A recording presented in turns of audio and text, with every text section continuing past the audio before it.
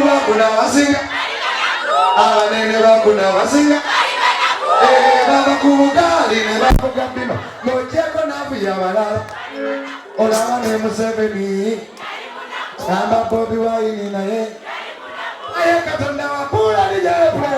Okay, Omukutu Cruise exclusive kosinzidde okubeera ng'ate otulabira Allen Cruise gemanya tuli wano ku Tavern Woods Easter Monday etambudde bulungi nnyo. Tugenda kubeera n'omukulu Pastor Bugembe agenda kubeera ng'ate atuwa performance agenda kubeera nnungi nnyo kogase ne King Saha and of course tubeera tuli proudly powered by Marus Bridals bano bagamba nti balina Gomez ez'omulembe balina emishanana egy'omulembe basangwa ku Net Plaza okubanga ensonga zonna ez'okwambala babikolera ddala bulungi nnyo. Okono kwotadde bannaffe abanolirani capital bano bagamba nti genda weewole ensimbi wali kwenaje center okuva ku mitwalo 10 okutuusa miliyoni 5 kale ate ko tugase ne banafa ba AfriSap bano bagamba bajja kudelivaringira ebintu ebyoyagala ebyewaka byakufumbisa fridge biki byonna oyagala motoka oyagala kigenda ku website yaabwe www.afriSap.ug ate obeere ng'ate obeegatako bulungi nnyo. Ennaku z'omwezi nga 26 tuli Dubai tugenda kubeera no Cinderella baby ngate kogase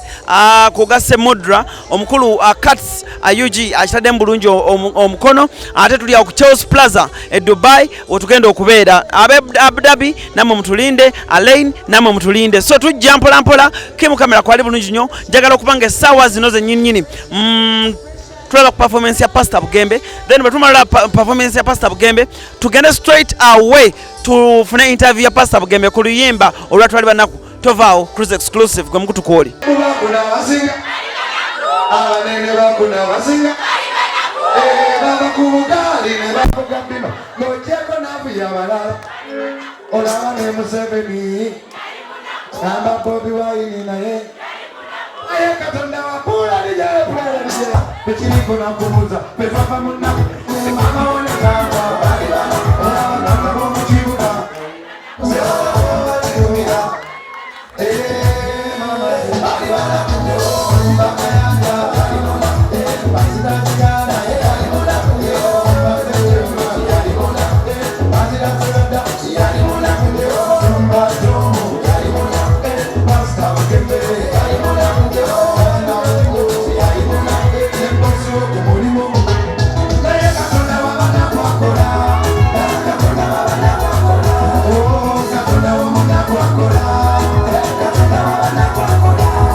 Okay, Cruise exclusive kwetuli Oluyimba oluliko essaawa zino lwe luyimba buli omu lwagamba nti twali Banaku Amusumba twali baki tibaserebu bakuna abasinga bali Banaku abanene bakuna abasinga twali bali Banaku bava ku bugali ne bavuga bima laba ne Alani naye yali Munaku olaba ne Museveni yali Munaku Bobi Wine naye yali Munaku naye Katonda wa Banaku akola temuva ku Alani Cruise oyina verse gy'oyimbye and I feel like nawe mwennyini nnyini oteekako wagiyimba ng'ogijja ku mutima oyina akantu k'ogambye nti munyonyi otula ku kadirizi bompita kupata sowani nti kalusozi temunsekerera kubanga nali Munaku bwenkuba embogo omukwano tonsekerera lulimi lw'abasoma nalwo nduyize bukulu bwentula mu nnyonyi nze ntula kadirisa tekiriko nakubuuza ffe twava Munaku mu byonna byonna embeera gye wayitamu mbeera ki gy'osinga okujjukira n'ogamba nti kana akayimba byemu kwe nasinziiramu and I believe bangi bayita mu mbeera eyo no waliwo bingi ebyange Alani bingi Katonda yanzija wala era bannange Saala terimba abantu bagamba enkumbi terimba naye Saala tekola ki terimba naye waliwo omukyalo mu COVID yajja ng'avudde Entebbe n'abaana be ng'ebigere bizimbye paka wange ku gate wange babeeranga unnya abantu bangi ku gate ng'abalala bonna bajjanga ng'asabayo just akawunga oba sukaali nempulira nga akawunga kemwandika kagenda kuggwawo nene mugana nayo kimanyi ne bonna beweegomba naffe kennyini boga nti bampeyo akawunga pastor naffe twali Banaku ne tutandika okuyitamu awo ne twogera ne ku bazungu nti Benihini yatundanga ice cream oba kitegedde kyega literally kwe kufuna engoma eyo literally okuzzaamu amaanyi buli muntu awulira nti oba netuge oba enseeganye because ndi Munaku so never make a permanent decision because of a temporary structure. I mean look at me. Never make never make a permanent decision because of a temporary situation.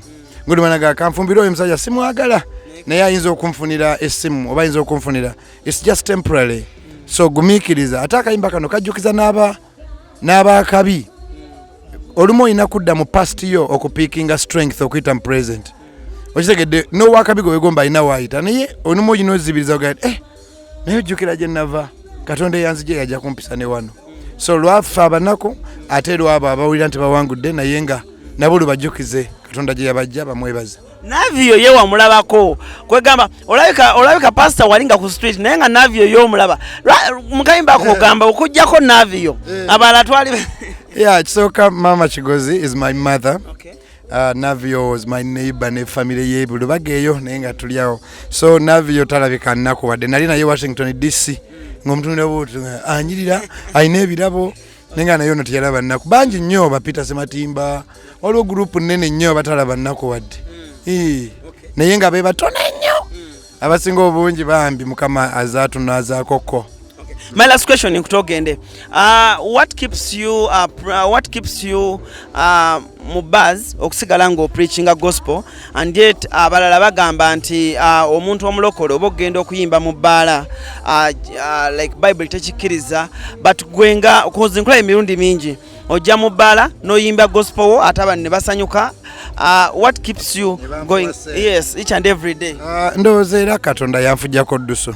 Just buli ali eyo nsabiranga busabizi kuba si byangu gamba Mukama omwana oyo mutaddeko okuganja mu bantu abo kubanga abantu abasinga tebali nnyo Katonda kati nze mbadde wa mukisa nti n'abatali nnyo Katonda bandyagadde ate teri atali Katonda just omuntu abatanalaba musana. So kunsabira buli mutwali buli mulokola ali eyo nsabiranga just pray for me nti Mukama bwe ngendayo anyambi ddala nkozesa ensigeyo ensigo ezirimera someday. How was your Easter? Great at the worship house. The worship house is fun. That's your church too.